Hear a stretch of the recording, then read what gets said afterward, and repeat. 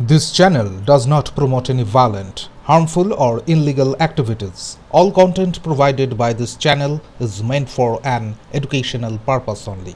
উত্তরবঙ্গ অভিমুখে বিজেপির উত্তরকন্যা চলো কর্মসূচিতে যোগ দিতে যাওয়ার আগে আজ সকালেই কলকাতা বিমানবন্দরের সাংবাদিকদের মুখোমুখি হন রাজ্যের বিরোধী দলনেতা শুভেন্দু অধিকারী।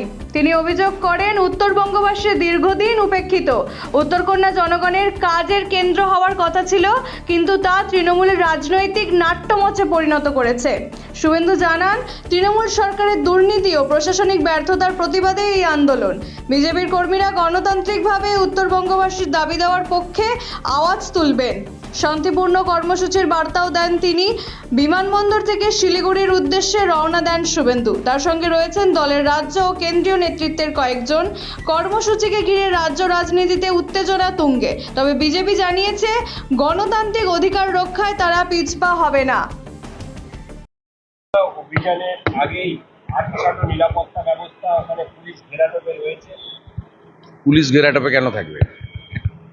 ভারতীয় জনতা পার্টির সংস্কৃতিতে নেই কোনো জায়গায় কোনো ঝামেলা করার। পুলিশই তো বাধা দিয়েছিল, করতে দেয়নি।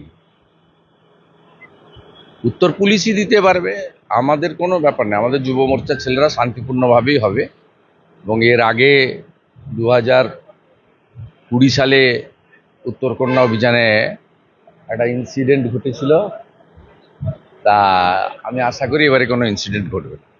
21শে জুলাইয়ের সভায় দেখা যাচ্ছে যে ট্রেনে সাধারণ মানুষ উঠতে পারছেন না, ট্রেন পুরো বুক, মানে ট্রেনে পুরো সাধারণ মানুষ উঠতে পারছে না। ওটা তো সভা নয়, ওটা পাগলু ড্যান্স হবে। নাচতে নাচতে আসছে, দেখছেন না?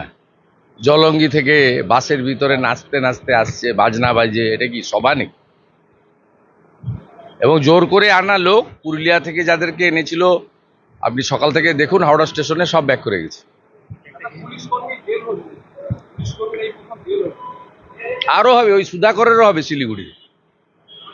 ও গরু পাচারে যুক্ত, সবগুলোর হবে, এখানকার মুকেশেরও হবে। আর